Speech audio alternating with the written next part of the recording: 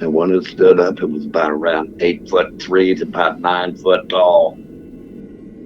He turned around and looked at me, and I looked at him, and he was coming at me.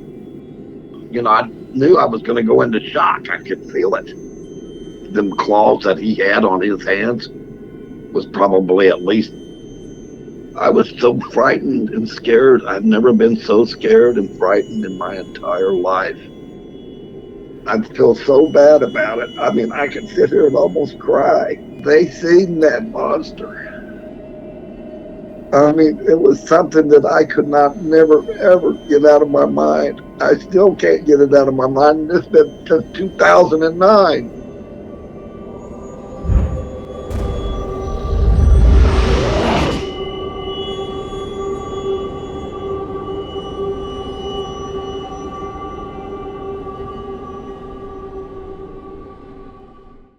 Hello, friends. Welcome back to Monster 911. It's good to be with you once again. So we're just going to get into this next interview. Since I've been doing this show since 2017 and been blessed and privileged to do hundreds of interviews, I never want to forget that the show itself is about humanity.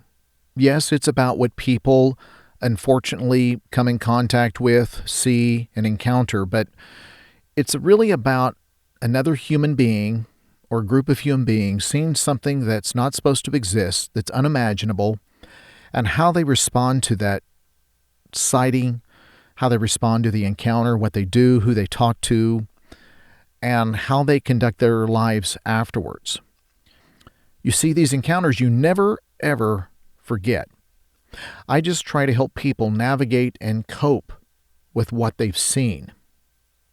So this story is no different. What you're going to hear is a veteran, a gentleman that's the salt of the earth.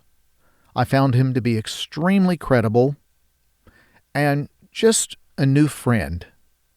I found that through the interview, he has a regret. Not so much what he saw, although he would have never wished to have seen what he saw, the horror in seeing this creature, but really the regret of not turning around. The regrets in life are those that we never truly initiate. And that's no different in this circumstance that you're about to hear. I helped him to understand that I don't blame him, but to kind of ease his pain. But a lot of these encounter stories affect people for years and years, as you're going to hear. So, as you listen to this story, I want you to be honest with yourself and ask yourself, what would I have done in this same circumstance on that same stretch of lonely highway? Well, I'll tell you a little bit about myself. My name is Michael Mortimer, and I live in St. Joe, Missouri, and I have altogether there's 17. I got 17 brothers and sisters, and several of them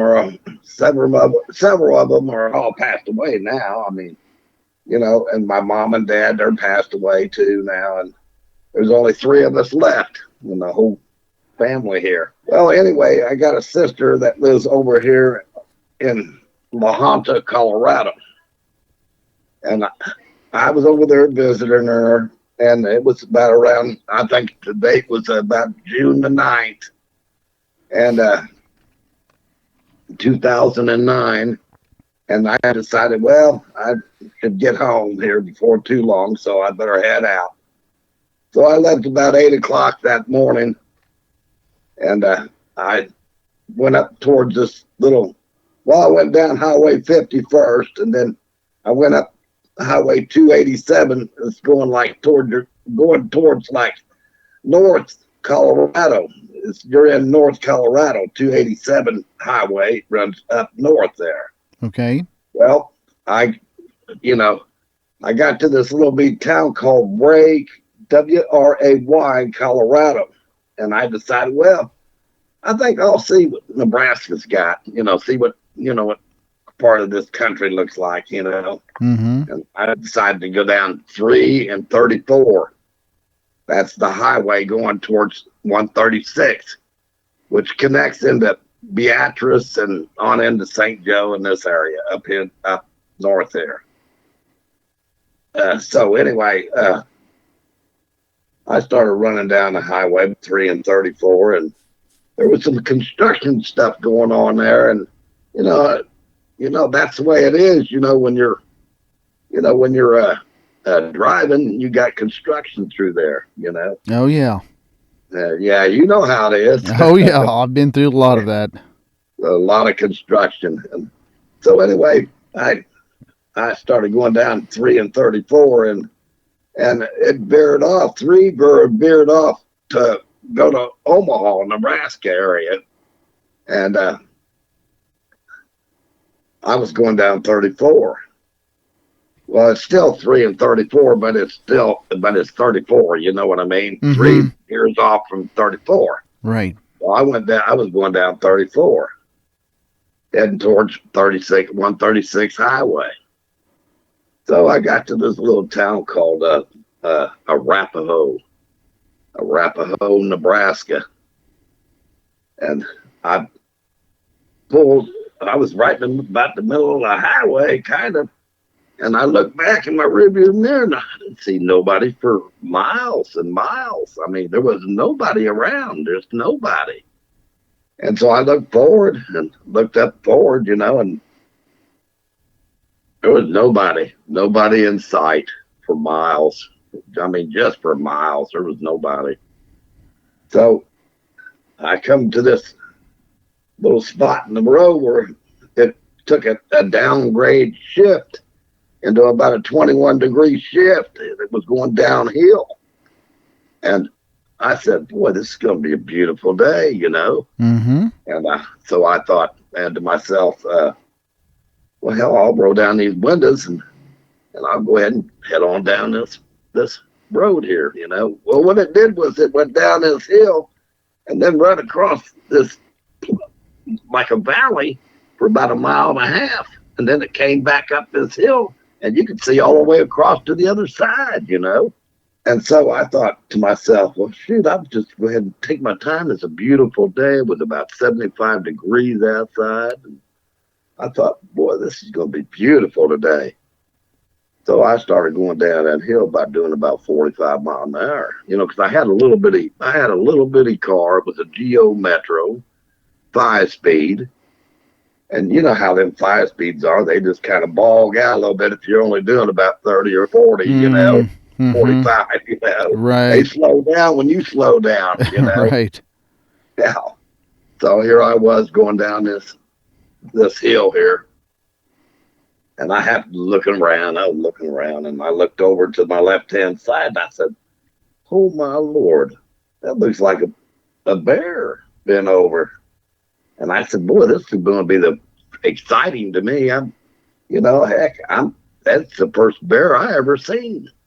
And, well, it kind of had like a blackish, reddish tan to it. Like it, had red hair and kind of black hair. I could look like, you know what I'm saying, like a blackish, reddish tint, Mm-hmm. to it. So I thought to myself, well, this is a bear. I'm going to be at least 200 feet from it. And so I drove on down probably about 200 yards from it, about 200 yards I'm at. And I pulled on the right-hand side of the road.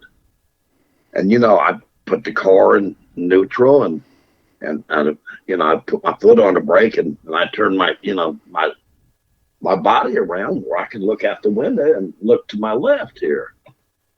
So I'm looking at an angle, probably about a 45-degree angle. And I'm looking and I'm sitting there looking, waiting for this thing to, kind of raise up and see what it is really. Mm-hmm. So I'm thinking it's a bear all along,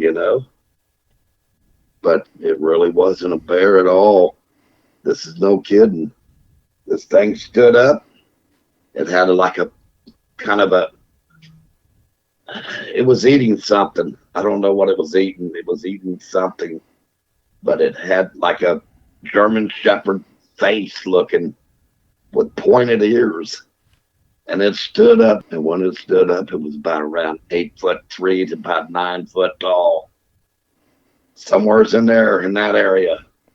And Man. he sensed that I was there. I don't know how he sensed this, but he sensed that I was there. And he turned around and looked at me, and I looked at him, and he come a running towards me. I mean, it's, you know how an animal will run, they're running on both, all four of their, their Right. feet running at you. And so I said to myself, I said, oh my Lord, I said, that is a werewolf, man. And so, or, some people, how they'll say, well, they talk about Bigfoot, and they'll talk about Sasquatch, or, Chupacabra or something, Right. But I swear on my mother's grave on this, it was a werewolf man, and he was a coming at me. So what I did was I knew I was going to go into shock. I could feel it. Yeah. And I slammed my hands down on the steering wheel. And then I ain't kidding you. I took my hand because I was in shock, and I hit myself in the face with my hand, and I lost all control. I started to shift down into second gear, but you know how it starts grinding, grinding, grinding, like that, right? Right. I thought to myself, man, I gotta wake up now, right now. And I stomped in on the clutch, and I revved up the car a little bit, and I, slammed it down into second gear, and it went. And when it did, you know how they screech, they go, like that. You know how them little cars that screech, Right. So I had probably about a block before I could hit that hill and go straight up, and it was probably a 21 degraded hill. So the really scariest thing about the whole thing was, by the time I got about 3/4 of the way up that hill, I was probably running about 50 miles an hour. I looked back at my rearview mirror, and this is no joke. I seen that thing standing right there where I was at, and he was growling. He was angry. I think he was wanting to eat me, is what I'm thinking. Really? He was, I could hear him, screaming real loud. Really? And throwing up his hands, and, his hands, I'm kidding you not, his hands were as big as my steering wheels. His hands alone. And they had, I imagine, them claws that he had on his hands was probably at least 3 inches long, I imagine. At least 3 inches long. And he would, how they would, he raised up his arms, and he was like that, at me. And so I was so, freaked out and scared. I was so frightened and scared. I've never been so scared and frightened in my entire life. And by the time I got up to the top of the hill, there was a woman and about a 13 or 14 or 15-year-old little girl sitting in the seat next to her. And then in the back seat, there was a little baby, probably about 5 months or 6 months old, probably. I'm saying, Oh my gosh. I'm just, thinking about that, Yeah. And they were in like probably about a 2004 or 2005 Chevy, and they were coming down that hill. And I thought to myself, they're going to see that monster, that werewolf man, when they go down that hill. And I never thought too much more about it. I just was concentrating on my driving because I was scared. She was in about a 2004 to a 2005 Chevy, some kind of a Chevy. And as she was going down the hill, I was coming up over the top of that hill, and then, I was getting it. I was probably running about 60 or 65 mile an hour. And I didn't stop, and I didn't turn around, and I didn't go back. And I feel so bad about that. I've been feeling bad about that for a long time. I'm sorry. I feel so bad about it. I mean, I can sit here and almost cry, but I don't want to cry. I try not to cry about something like that, but Sure. I'll tell you what, it really hurt me. My wife says the same thing. She says, "Oh, don't cry." She says not to cry, and I felt so bad about it, Yeah. because I know that they seen that monster. They seen that animal. They seen that werewolf man. And believe me, he is a werewolf man. People will say, I've seen a lot of stuff in my life. I have seen a lot. I've seen stuff that you would not believe. I can tell you more stories. I can tell you some other stories I have too, but that's not going to get this story. This story right here is really terribly scary. I mean, it was something that I could never, ever get out of my mind. I still can't get it out of my mind. This has been since 2009. Oh. And you know what? I am not afraid of no man whatsoever. Not at all. I'm not afraid of no man. I ain't afraid of nobody. That most sailors, they feel that way too about a lot of stuff. Right. Those sailors say the same thing, being a veteran of Vietnam, there's nothing you haven't seen. This don't even compare to what I've seen.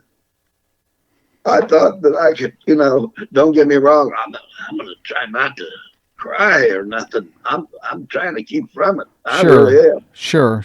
But I had never seen anything like this in my entire life, and I was never so feared. I've seen a lot of death over there in Vietnam. Yeah. Believe me, I've seen 10,000 men die all at once at one time. Oh, gosh. In one shot. This is no joke. And but I've never seen nothing like this in my entire life. I mean, it was like horrifying. It was. Well, and you know what? I want to tell you a little description of this animal. This thing, you think that Arnold Schwarzenegger is big. He is nothing compared to this thing. This thing had arms on him bigger than my waist. His arms, his biceps alone were, if you put your hands together and go out about 7 inches or 8 inches, that's how big his arms was, sir. Oh my gosh. I mean, that thing was the biggest. I bet he weighed every bit of 450 to 600 pounds. Wow. And that fits. He wasn't skinny. He wasn't big and fat and all that.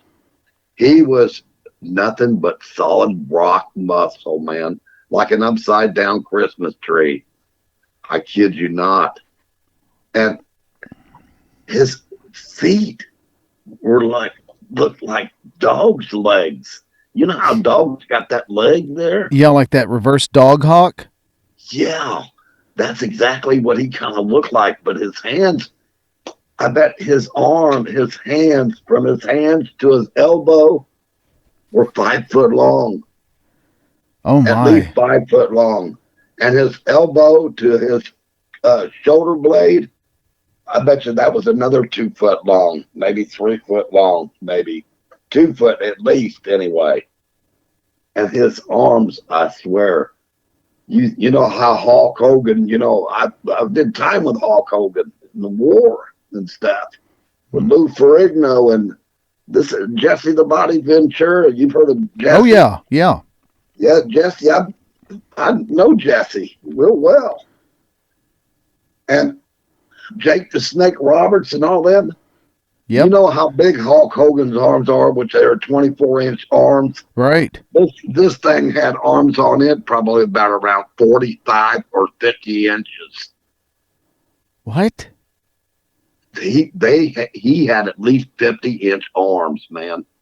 Man. At least 45-inch arms anyway.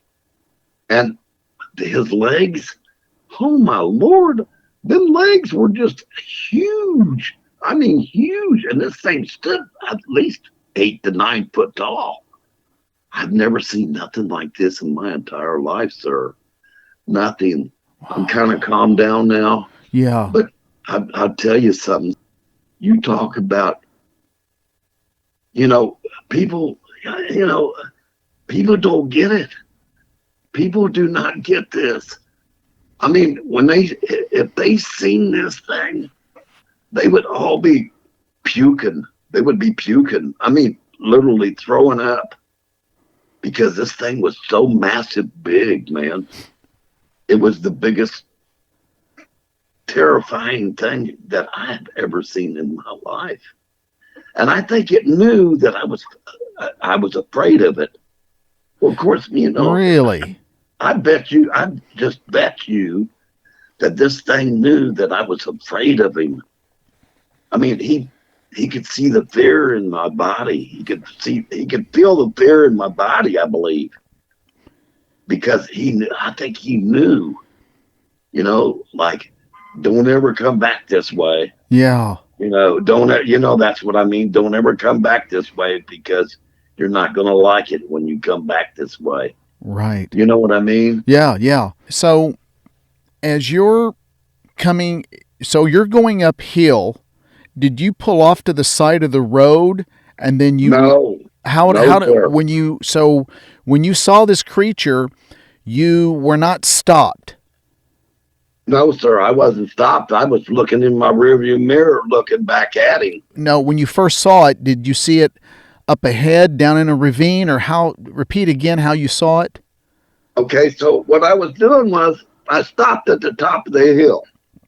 Okay. And I looked all the way across, and there was nothing coming. And I looked all the way back in my rearview mirror, and then I turned around and looked in the sunlight, because the sun's sitting behind me. See? Okay. I'm going east, and it's going, and the sun's back behind me in the west. Okay. Okay.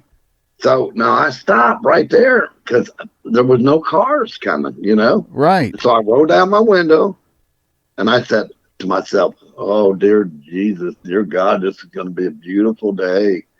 Thank you, dear Lord. And so I started driving down the hill.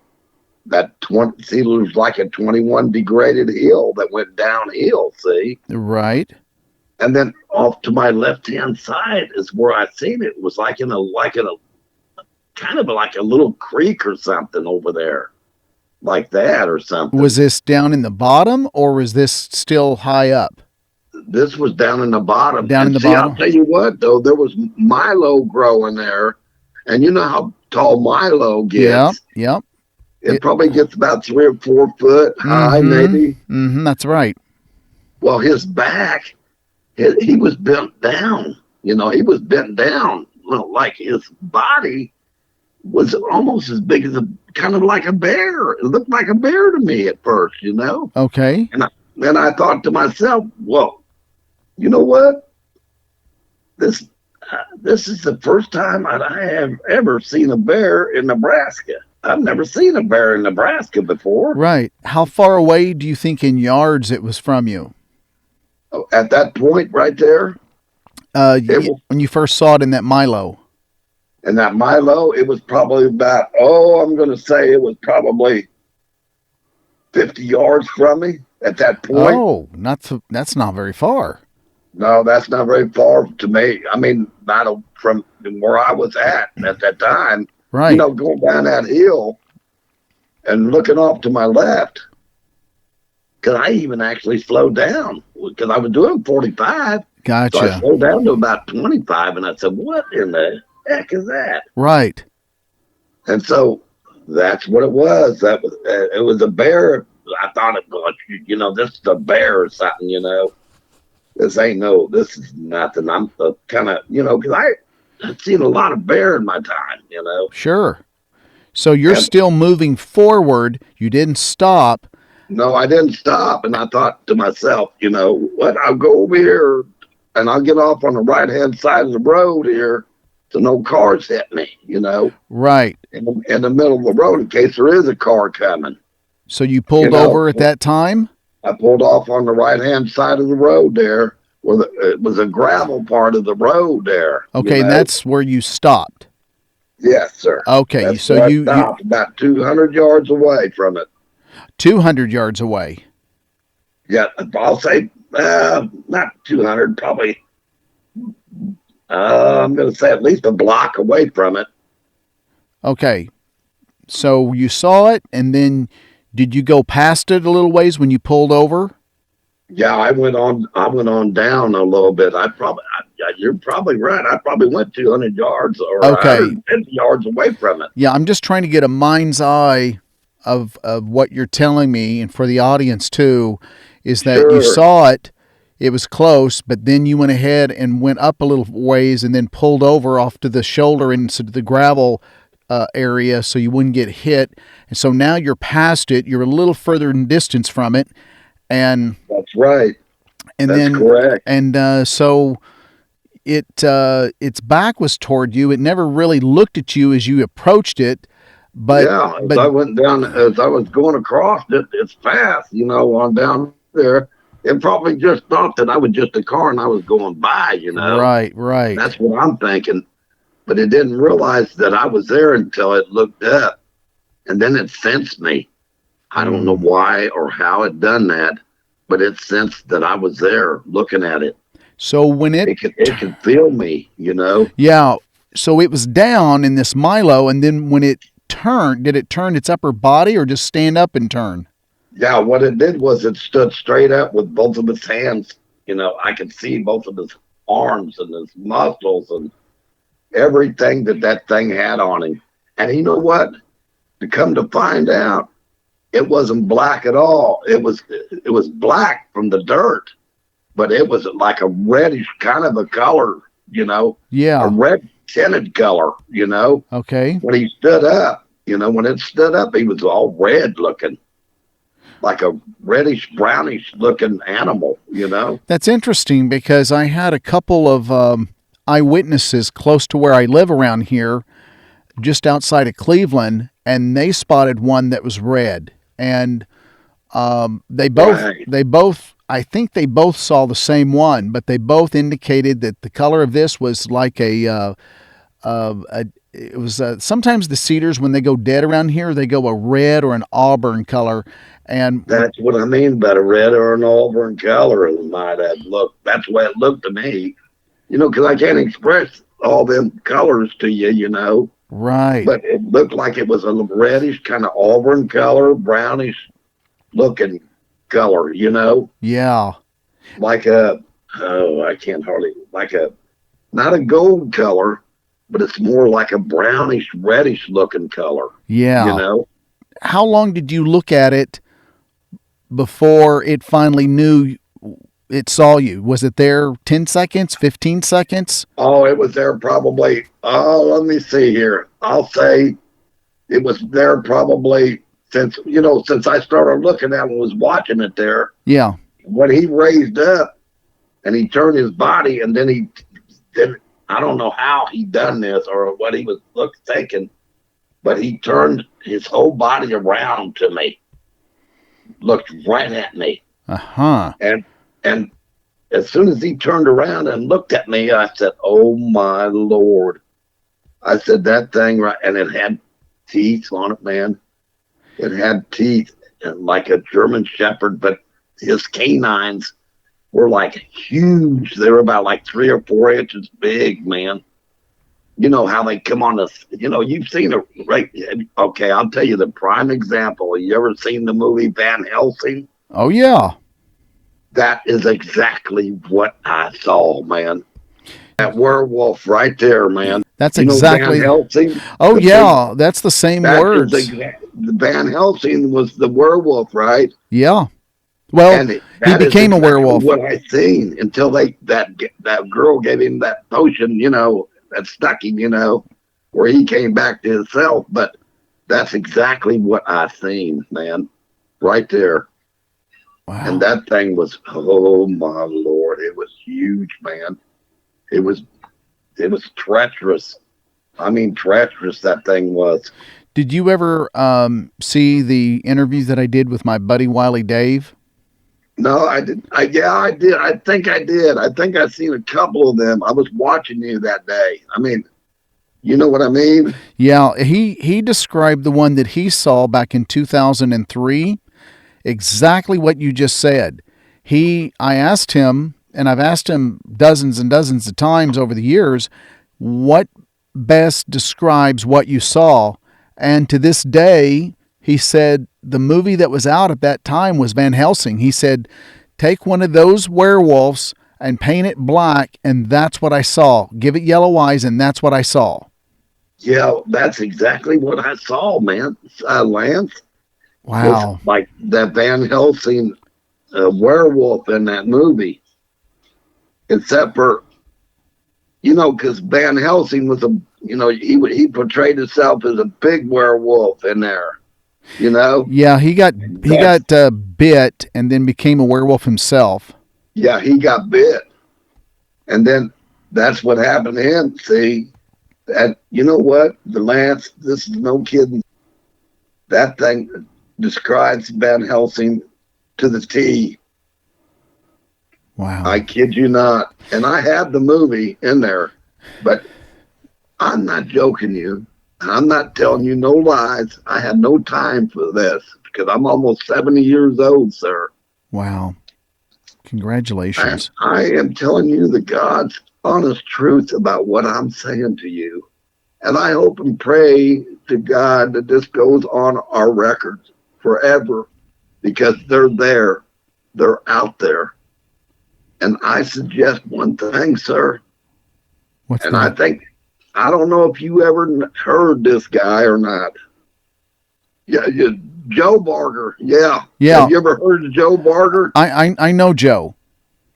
Do you really? Yeah, I know him personally. Oh my goodness. I did the first interview with him. Oh my goodness, really, Lance? Yep. And you know what? I believe him 100% about the story he told. Yeah, it's true. It really is. His sister contacted me and she said, you need to talk to my brother about what he saw, is what she said. And I said, what he encountered? Yep. And so I called him, and you could say that for a couple days he kind of interviewed me. He wanted to make sure that I was legit and serious about my asking him questions and what I was getting ready to hear. And so when he kind of vetted me, then he relayed the story of what happened and what he shot. And he didn't want to be recorded, but I did record it so I could narrate the show, and I narrated that show. And I still have the original recording, which I'm going to release this year sometime. Well, I tell you what, Joe is not lying because he's an old veteran like myself. Yep. And I'm a veteran too. Yep. And you know what? Don't get me wrong, Lance, but the people who see these things are mostly by themselves sometimes. Yeah, a lot of the times. You're right. And then I will tell you another little story. I mean, also, I'll just tell you a quick sentence of this story real quick. Sure. Me and my wife was down here in St. Joe. We were driving around these old roads, back roads, right? Right. And me and my wife both seen another one like that, man. Another werewolf. Outside of Joe? Outside of St. Joe? Right outside of St. Joe, Missouri, right here. Doesn't surprise me. It does not surprise me in the least. It don't me either. And so, like the Joe Barger, I respect that guy because I'll tell you something, man. He's not joking to you, and he's not lying. No. And he wouldn't lie. He's telling the truth 150, 2,000%, man. He's salt of the earth guy, very genuine. He's got a very quiet disposition, but you wouldn't want to mess with him. No, and you wouldn't. and Joe's just a very sincere, salt of the earth kind of guy. And I know Joe. He introduced himself to me at a conference, and we had a good talk. And I really respect that guy. But Well, what? that guy's a really nice guy, I bet you. I've never Yeah, met him, but I'd like to have met him. yeah. He is 100% authentic. Oh, So he is all the way. so what Joe saw and what he did, everything that he says happened, and you can hear it in people's voice. You can hear it. So getting back to what you saw, when this creature turned and saw you, did it probably wait? Did it waste any time coming at you, or was there a hesitation? Well, first of all, when it turned around and looked at me, and I finally got a shot and looked at him. I said, oh my, what the hell is that? And he just kind of thought, man, you're a meal for me or something. That's what he was thinking, I think. And he come running, man, right straight at me. On all fours or two legs? On two legs at first, and then he went down on all fours. Oh, And he was really? running faster then. He was running a lot faster than what he was. So he covered a lot of ground real fast. I bet he covered 200 yards in about, shoot, I bet you less than 5 minutes that he got there where I was at before I took off, man, and got up the hill. It had to have been at least 2 minutes that he was standing down at the bottom. I mean, it was scary, man. And you were, at that point in time when you took off, you were going uphill? Is that what you said? Yes, I was going uphill at the time, but I got like a head start on it because I probably had about, I'm going to say a half a block before my car actually finally took off and was taking off, right? By the time I hit third gear, I was probably running about 50 miles an hour, 45 or 50. Okay. By the time I hit fourth gear, I was jamming it, man. I jammed it down to about 55 miles an hour, and then I just raised up and looked back because I knew there was nothing coming, as far as I could tell. And I looked back, and there he was, standing down at the bottom of that hill. And I thought to myself, oh, my Lord, if it wasn't no more than that 2 minutes, he probably would have killed me. He would have killed me instantly, man. I guarantee it, he would have. So that's your feeling that he had some plans on doing some harm to you, obviously. I think he was going to kill me instantly, man. He was going to bite my face off or my head or something. But that thing was, man, it was massive. I just could not believe how big that thing was, man. And you said that it was somewhere around 400 to 600 pounds. Anyway, I would say anywhere, from 450, probably 400 pounds to 600 pounds, I imagine. Just in muscle. Yeah. Because he was about 8 to 9 foot tall, Yeah. He had to have been at least 600 pounds. I'll say with the mass that he had from 8 to 9 foot tall, I say he was about around 8'3" or 8'4", maybe 8'5" to 9 foot tall. And he probably weighed anywhere from 450 to 600, maybe 700 pounds. Don't get me wrong, but this is what I say.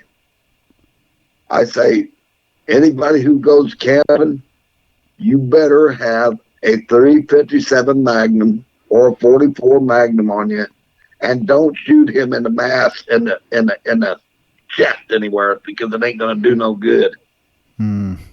To me, I think he would have some kind of it's made out. I don't know what it's made out of, but man, I'll tell you what, you would have to definitely shoot him in the face. Yep, soft target areas. Someplace where, them eyeballs and his eyeballs looked like they were yellow looking. Okay, like so they did look yellow. Yeah, they were like yellow looking kind of eyeballs. and kind of maybe a little red tint with yellow in them. And I could see him as plain as day if he was standing across the street from where I live, and then probably about 200 yards from here to there, I can see it with no sweat. Did he have the typical ears that stood up? He had pointed ears. Yes, he did. Uh-huh. He had the pointiest ears I ever seen on an animal. And the muzzle, you said, looked like a German Shepherd, but everything was just larger. Yeah, everything was much, much larger than that. It was like his nose part. You know how German Shepherd nose looks? I mean, the nose part. Right. This was all mangled looking. Really? It was like I don't know. It looked to me like he was mangled, kind of, in a way. Like he'd been in a fight or something? Like he might have been in a fight or something like that with his face, with his nose area, where something had swiped him or cut him or something. Right. But it looked like his nose area looked like it was in a massive mangle looking. It wasn't real short. He didn't have a short head. He had a real long head, like I said. I'll tell you what he looked like to me. He looked like one of those Egyptian things. Oh. Those things from Egypt. Right. That are on the side of their walls in there, know? Yep. That's what he looked like. Kind of. But the teeth they were massive. I'll say they were probably 3 inches, 4 inches, man. Just like that Van Helsing. Yes. Yes. Just exactly like that, man. Wow. I can't even imagine. I mean, I respect that Joe big time, Yeah. Do you remember, I talked to Joe after that conference, and I've asked him this several times, but I just had to ask him again. I said, what do you estimate the weight of this creature when you shot it? He said anywhere from around 1,000 pounds to 1,200 pounds, if not bigger. Maybe he was probably right. He was probably right about what he said. He said it was as big as a horse. Oh, it was. This thing was just as big as that was. Well, it could have been bigger then. So, well, you got to figure like this, that, when you look at a tractor trailer and they're about 9 feet up, they're about 9 or, 10 feet up. Yes. So, Lance, you know what I'm saying, bud? Yeah. You just, I mean, it's way up there when you're looking up there at the window and he said this creature was bent down, sticking its head in the cab as it was running. Can you imagine that? That's big. That's very big. That is huge, man. That's what I seen. That's exactly the same size that I seen, probably. Wow. Anywhere from 8 foot to 9 foot, maybe it might have been 10 foot, and I don't even know it, man. Maybe because I can't, you can't really tell what the measurement of it was. Well, everything happened so fast. And so when you looked that last glance in the rear view mirror or the side mirror, I'm not sure which mirror you used. I used the rear view mirror. When you know how you look in the back? Yep. So when you looked at that rear view mirror, that last glance, how far were you away from it? Oh, I was probably about, I'm going to say 50 yards. And it stood in the road and looked at you, and you said it had it had a growl to it or a yell or something. You could hear the thing going like this, because you got to put the sound, because the sound, I had both my windows open, remember? Oh, that's right. That's right. When it went just like this. Is the way it sounded, just like this. It went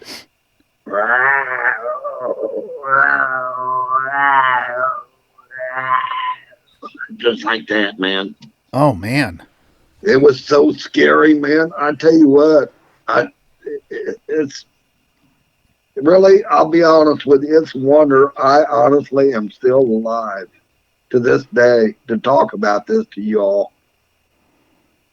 I Man. kid you not, man. I, I am not joking you one bit. I've never ever seen anything like this in my entire life. Never. But then again, I'm going to tell you something else that you probably need to know.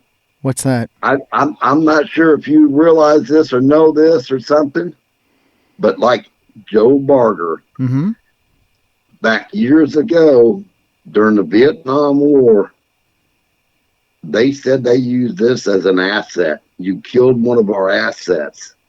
Yeah, we spoke about that because when I did the interview with him, I didn't get a chance to follow up with him. And And he told me later at the conference what had happened not too long after we had spoken.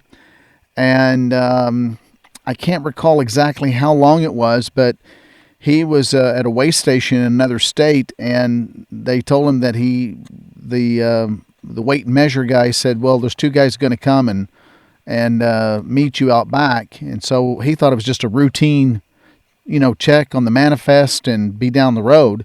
right, But that's when two guys came up, pretty good sized guys, came in a plain looking car, and they started talking about things that didn't seem like they were interested in his what was in his semi truck trailer, and right, and that's what they said. They said it was an asset. So an asset can mean many different things. It's something you own or possess, but in another term too, assets in a governmental, non-governmental capacity when it comes to contract groups that do business with our government, our defense department, our military industrial complex. An asset right. can be something that they study or studying. An asset is something that they didn't know existed, but now want control over it, and that can be deemed an asset. So it doesn't necessarily mean it was something, and I know this is kind of a little bit of contention or debate in this field, is that people think, this creature was designed in a lab, and that's Wiley Dave, my buddy, his contention is that, and it very well could be so. I'm a little bit I'm still on the fence with that because I don't have any concrete information that's absolute that can prove that. But I'm willing to, lean that way based on a number of things. But anything that they discover that they deem they want to study or they want control of it, they can call that an asset. So Right. It doesn't necessarily mean something they have developed. It can mean something that they discovered, is what I'm trying to say. So, Right. But I thought that was very interesting language that they used with Joe. So, I don't know, Joe was in the Army, and most of the time the Army got a lot of control of that stuff, The Navy never did have too much control of that, but they might have, I'm not sure, but they said, this is what I've been finding out, they've been using some of that stuff when we were over in Vietnam over there. It's very possible. It absolutely it's very impossible. possible. It's possible. It's one of those things where I can't prove it yet, but then again, you can't disprove it. Yeah, you can't disprove that kind of stuff. So it's very likely they've known about this a long time, and it's just they feel that this is such a national security concern or issue that anytime this creature is sighted, it raises up a lot of red flags, and these people in this contracted corporate group or wherever they're stationed at or whoever they work for, they're on the spot immediately in these locations. They're immediately. Right. Now, immediately, yeah. What's really interesting here, Michael, is that within the past month, I'm trying to think if it was in the past month or 2 months, There was another report of someone that also saw a dogman type creature, werewolf type creature in Arapaho, Nebraska. Yeah, no kidding. Yeah. Oh my Lord. Yeah. I wonder if it was that woman, maybe. You know? Yeah. I'll have to go back and look at my notes, but I'm almost Oh, certain. oh my! It must have been that woman that seen me. Well, I'll go back and look, and I'll give you a text if it is. It was about around June the 9th, 2009. Okay. Because I'll tell you why. When I left my sister, to be honest with you, I mean, I'm telling you more than I'm telling you, you know, some of my history about my sisters also. But she was heading for Florida that day also. She Okay. was going to Florida on the 9th, and I was coming back to St. Joe up here on the 9th. You know, because my work was finished where I had to be at, where she was at. Okay. So when I finished my work up, I left there and I decided, well, shoot, I'll go a different direction this time. Instead of going down 50 and down 99 or whatever, and then going up to 25 to 36 and hitting 36 and going all the way across, you know, where Norton, Kansas is. I've heard of it, but I've not been through it. Right. Well, I've been through there in Norton, Kansas many a times, and that kind of, you know, and if you go straight up north, guess what you run into? It's only probably about 20 or 30 miles from there. Norton, Kansas is probably about 30 miles or so, I'll say 30, from Arapaho. Oh. Yeah, see? And I used to take that highway all the time, man. Highway 36. And I couldn't believe it when it looked at me, Lance, and it just looked at me, and then it started, preying on me for a moment, and then it just started running, man, like running, and then it got down on four legs, and was running towards me then, and I thought to myself, man, I have got to get out of here right now, and that's when I grabbed that steering wheel and slapped myself in the face because, man, I was in shock. I was in shock real bad, Lance. And then I couldn't help it. I really couldn't. And then I started grinding my car, and I thought, man, why am I doing this? Why? What's wrong with me? And I said to myself, oh my, I got to step on the clutch, because it come to me real fast, Yeah. I got to step on this clutch and rev this motor up and then put it in second gear and take off like a rocket. And then I knew right then and there I was getting it, getting on. Yeah. And I had to get out of there as fast as I could, man. The time I got going, going up that hill, I was probably hitting about 45. And I thought, man, I got enough power to get going up over the top of this hill and get out of here, Right. And it was so petrifying. I mean, I don't know how to put myself back into that fear thing, is what I'm thinking. Mm-hmm. Being feared of something like that is the weirdest feeling you ever had in your entire life, Lance. It's a very primitive feeling. It's like I don't know how to describe it, man. It's like the meanest thing that I have ever saw, man, in my entire life. It's like that thing is 150 times meaner than me. And I'm scared of it. I am honestly scared. It just, it made me feared. I feared it. I feared that thing. I can't imagine. Yeah, Lance, that's terrifying. So scary. It was terrifying, Lance. It was just as bad as Joe Barger, man. I think. Yeah. I mean, that's pretty bad. Yeah, it is. To have that guy, well, he was trying to get into his truck with him, man. So the only thing he had to do was do the right thing and pull that gun out. He said, well, you ain't going to get by with this. And so he shot him, and I don't blame him. man, I mean, if I would have had a gun, I mean, and knew that I could, Yeah, that yeah, I could hit him with that gun, if I could steady my hand good enough to shoot him, I would have shot him. I would have shot him dead in the head. yeah. Oh yeah, yeah. That's kind of what our premise is too.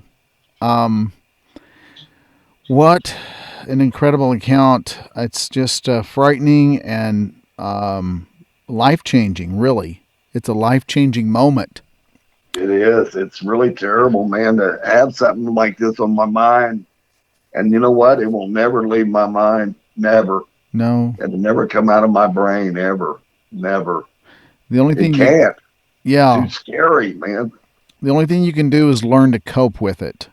Yeah, that's it. And And beware of all my surroundings. yes, and that was going to be my next thing here, just kind of wrapping things up.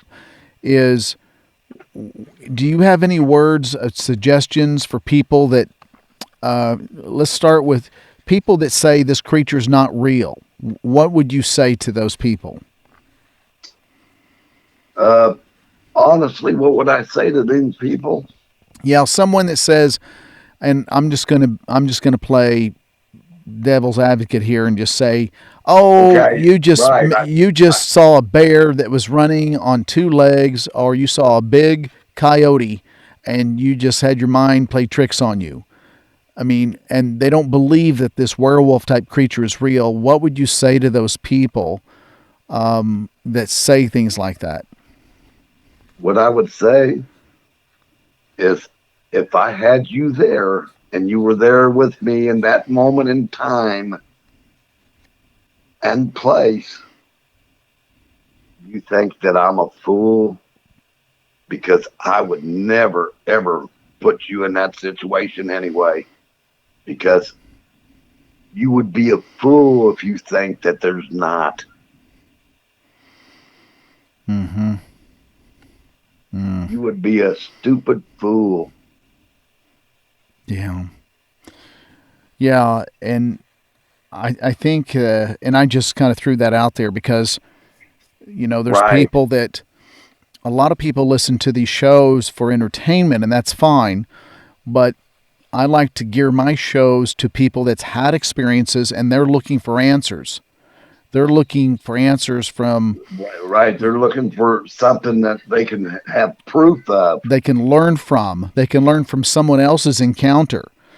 And that's why the shows that I like to put out revolve around real people, real encounters, true stories.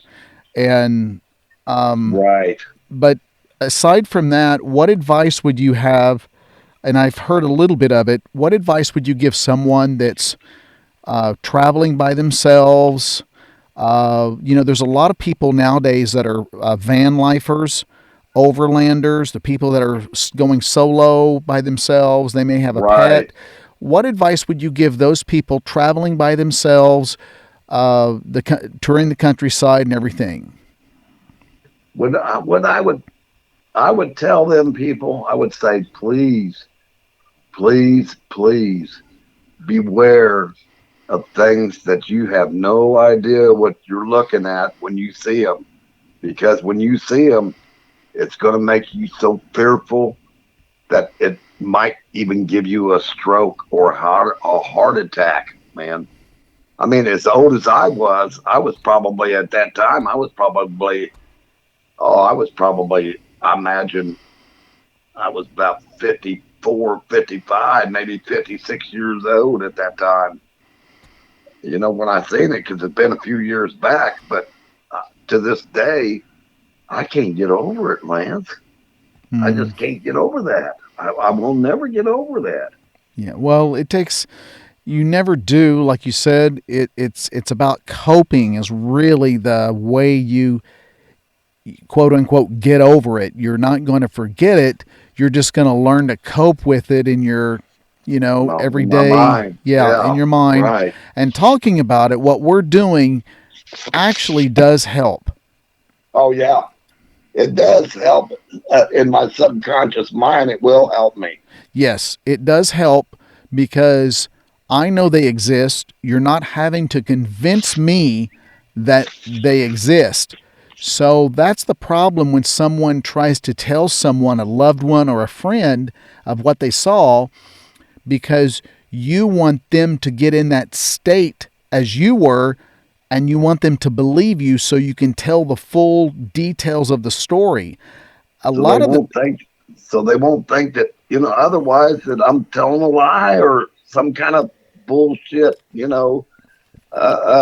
Quotation that I'm just making up a story on somebody. right. You know, but So like what you're getting at, I see what you're meaning here.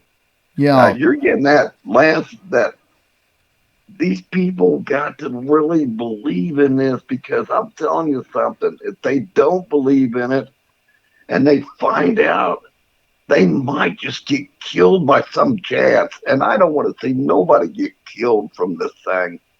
I mean, who knows how many disappearing people are out in the woods and stuff, and they do kill them. They do kill them. Because yeah, that goes on all the time, man. I know it does. yeah. I That's the I thing. read stuff like this, and I Right. know it goes on because there's people that's, yeah, I've seen it. You know, uh, Forest rangers have seen this thing. Oh There's yeah. been a lot of people that's seen it. I don't see why people don't wake up to it. Well, it's there's people that are, I believe, and this is my opinion, I believe that there are people that are bought and paid for that are not to talk about it in the media. They're not to talk about it, whether it be on TV, on the radio, on any big platforms, media platforms. I think these people are told in so many words, you don't talk about this.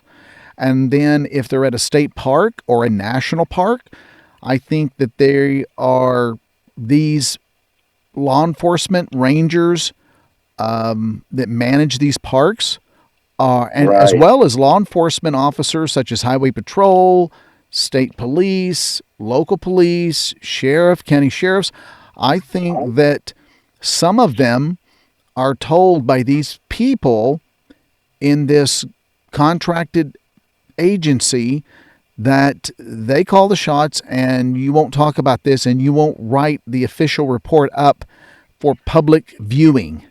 I think there's right, another, I think it's kept quiet. So this stuff doesn't exist. Well, the CIA did that years ago with UFOs. right. You know, They sure did. they paid people to poke fun at and to make up terms such as conspiracy theorist and all these other things to basically Right. ridicule people and to ridicule them, and it worked. People didn't want to talk about it because one of the biggest fears is people, or avoidances, people don't want to tell someone something if they feel they're going to be embarrassed, ridiculed, ostracized, anything like that. Michael, I just want to thank you so much for reaching out to me and being open and sharing this personal experience you had. I know it wasn't easy, but I really want to thank you. And God bless you guys, man. God bless you You and your too, wife. You and your wife and and stuff. you and your wife. And take care. Stay in touch. Have a good night. Okay. God bless. God bless. So I wanted to follow up with this summary, of course, as I normally do. But I want to know what your thoughts are too. In no particular order, some of the interesting features of this encounter story I thought was really bizarre, interesting, horrifying, were one, this was a daytime encounter sighting. And, typically with predators, you'll see predators roaming around. So it's not necessarily uncommon in seeing predators in the daytime. You can see mountain lions and bobcats and coyotes, and typically they are fleeing away from humans, fleeing away from traffic, cars, etc. So it's very rare they make advances toward humans or cars. But in this particular case, what was interesting is that as this creature was unaware that this guest had pulled off to the side of the road, and he states about 200 yards away, that as soon as it caught him, pulled off stationary and looking at him, we can only assume, it looked back, it stood up. And that's when it fully acknowledged his presence there. Then it started to advance toward him. Now, predators typically are driven by sight and hearing. Those are the two aspects typically predators are driven by. And usually with predators, the sight aspect, it's driven by action. In other words, you're moving in some manner, some way. But in this particular case, the gentleman was stationary. So I find that is a very odd and opposite behavior that this creature tends to demonstrate repeatedly. The same pattern is that the person doesn't have to be moving. Although there are times where it has been known to chase trucks and cars at night and during the daytime. And so it kind of goes both ways. I've never heard of any indigenous wildlife coming after someone that is stationary and not moving. That's a rarity, very much a rarity. So I found this was very intriguing.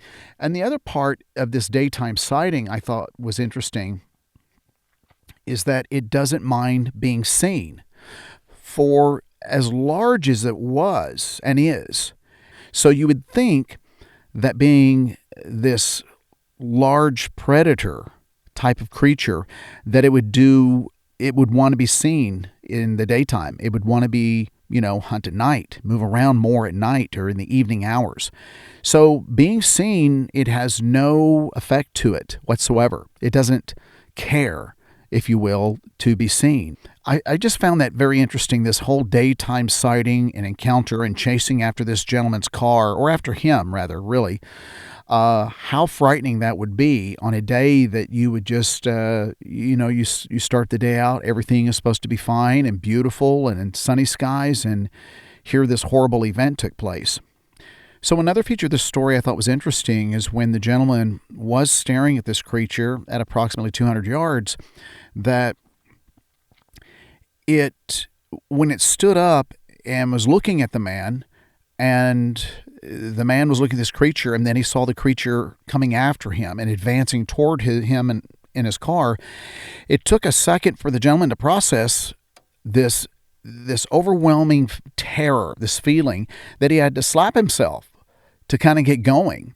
And that's not an uncommon element that you see in a lot of these stories where people are so, the fear is so overwhelming that they want to freeze or they'll flee. In this case, it took this man to jolt himself out of this state of freezing fear to action. And then he started to, of course, start the car, and he was panicking and he couldn't really start the car, as you heard. And we lose our sense of logic sometimes. Things we've done, we processed a million times. Sometimes we forget the steps. Sometimes we forget that we're carrying a firearm or we're hunting. We lose our sense of direction. I've heard that too, where people have been so much in fear, they lose their sense of direction. They're running the wrong way back to their car or back to their vehicle. I've heard of that a couple times too. So I thought that was terrifying, but very thankful this gentleman kind of snapped out of it and was able to get going down the road as quick as he did. So another aspect, which is one of the most horrific parts of this story, is the oncoming car that was going westward. This gentleman was traveling eastbound, and this oncoming car, he got a glance that it was potentially a mother with a teenage child in the front, and it looked like a small child in the back that was traveling toward the direction where he saw last in his rear view mirror, this creature standing where his car was originally started. And he didn't go back. And that really, as you heard, has affected him since 2009. This feeling of regret, of intense regret and remorse about what may have happened with this young lady and these children. And it's haunted him ever since. And, psychologically speaking, The regrets we have most in life is not what we did, although we have many. It's the regrets that are most intense are the ones that we don't do, we don't act on. Those are the most intense regrets. I should have done this. I wish I had done that. And in this case, this is what this gentleman has been going through. And as you heard, he wanted to almost cry over it. And I'm sure he has. And so that's the part that it really haunts him, is not only just the sight of this creature and how horrific and terrifying it was to see. It was not knowing what happened to that mother. What happened? Did they encounter? Did they see this creature? What did it do to their car? Did it do anything? Did it run off when they got there? We don't know. So this is a part of the story that's the most troubling, I think. Part of it is not only the creature itself, but what happened to the mother and these kids. So we can only pray that everything was fine.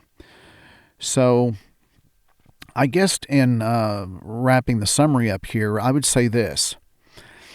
If you were that lady on June 9th, 2009, in Nebraska on Highway 34, traveling westbound, approaching Arapaho, Nebraska, could you please call in and let us know that what happened? Did you see anything? Did you witness anything? Are you okay? And not just for us, myself or the listeners, but mainly so we can relay this to Mr. Mortimer. He's been in trouble since 2009 over this, about what happened to you. So if any friends or family out there has a loved one that was traveling by herself with some children on Highway 34 on June 9th, 2009, westbound in Nebraska, as you were approaching Arapaho, Nebraska, and you saw something so terrifying that you just have no words, give us a call into the show or leave us an email. I'll leave those here in the description. So guys, give me your thoughts. Leave some comments down below. Tell me what you would have done had you been in Mr. Mortimer's place. In the meantime, as always, we're never alone in the wilderness, but unfortunately, we're also never alone on some of the lonely highways in America. Take care. God bless.